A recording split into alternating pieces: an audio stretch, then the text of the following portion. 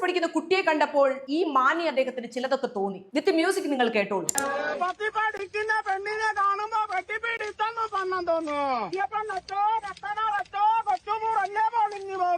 ഇങ്ങനെ വായിൽ പറയാൻ കൊള്ളാത്ത അസഭ്യം ഈ പിതാമഹൻ പാടിയിരിക്കുന്നത് വിശ്വാസത്തിന്റെ പേരിലാണ്. ഇത് കുറച്ച് പഴയ വീഡിയോ ആണ്, എങ്കിലും ഇത് കണ്ടപ്പോൾ ഇതിനെക്കുറിച്ച് സംസാരിക്കാതിരിക്കാൻ തോന്നിയില്ല. ഇത് കൊടുങ്ങല്ലൂർ അമ്പലത്തിൽ ഭരണിപ്പാട്ടിന് പാടിയ പാട്ടാണ്. അപ്പോൾ അതിന്റെ പിന്നാലെ കുറെ ന്യായീകരണങ്ങളുണ്ട്. ഇതാരും നിങ്ങളുടെ വീട്ടിൽ വന്ന് പാടിയതല്ലോ. ഇതിനെയൊക്കെ ചോദ്യം ചെയ്താൽ നിങ്ങൾ വിശ്വാസത്തെയാണ്, കേരളത്തിന്റെ സംസ്കാരത്തെയാണ് ചോദ്യം ചെയ്യുന്നതൊക്കെയാണ് ന്യായീകരണങ്ങൾ. ഈ പാടുന്ന മാന്യ അദ്ദേഹത്തിന് ഒരു 60 വയസ്സിന് മുകളിൽ പ്രായമെങ്കിലും കാണും. ഇയാൾ പാടി വെച്ചത് ഒരു പൊതുസമൂഹത്തിൽ പറയാൻ പോലും പറ്റാത്ത കാര്യമാണ്. ഇയാൾ പറഞ്ഞ വരികൾക്കൊപ്പം പുരുഷന്മാരും സ്ത്രീകളും നൃത്തം വെച്ച് കൈയടിച്ച് ഭക്തി പുരസ്സരം ഏറ്റുപാടി ആഘോഷിക്കുന്നു. ഇതാണോ നമ്മുടെ സംസ്കാരം? ഇതൊരു ആചാരത്തിന്റെ പേരിൽ അല്ലെങ്കിൽ വിശ്വാസത്തിന്റെ പേരിലാണ് ന്യായീകരിക്കപ്പെടുന്നതെങ്കിൽ നരഹത്യയും ഇതിനു മുമ്പ് ഒരു ആചാരവും വിശ്വാസവും ഒക്കെ ആയിരുന്നു. എന്നാൽ അത് ശരിയായ കാര്യമല്ലെന്നും നിയമം അതിനെതിരാണെന്നും തിരിച്ചറിഞ്ഞ് തിരുത്തപ്പെട്ടു. ഇത്തരം കാര്യങ്ങളെ വിശ്വാസം എന്ന് പറഞ്ഞ് അംഗീകരിക്കുന്നത് തന്നെ ഒരു രോഗമാണ്. വിശ്വാസം സംരക്ഷിക്കപ്പെടുക തന്നെ വേണം. പക്ഷെ ഇതുപോലുള്ള അസഭ്യവും സ്ത്രീകളുടെ മോഡസ്റ്റിയെ ചോദ്യം ചെയ്യലും അതുപോലെ തന്നെ കുട്ടികളെ ലൈംഗികപരമായി കാണിക്കുന്ന തെണ്ടിത്തരവും ഒക്കെ ചെയ്തിട്ട്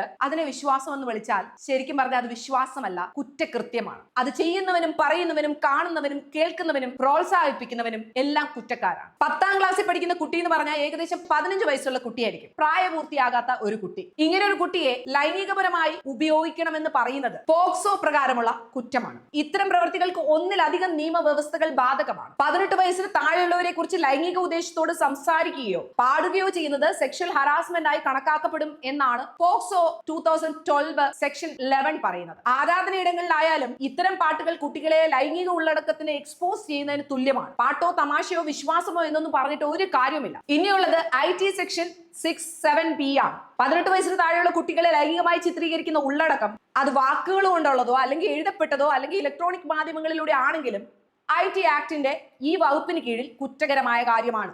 ഇങ്ങനെ ഒരാൾ ഈ ആചാരത്തിന്റെ അല്ലെങ്കിൽ വിശ്വാസത്തിന്റെ പുറത്തു നിന്ന് പാടുന്നത് കേട്ട് കഴിഞ്ഞാൽ നമ്മൾ അയാളെ പീഡോഫീലിക്കുന്നത് തന്നെയാണ് പറയുക.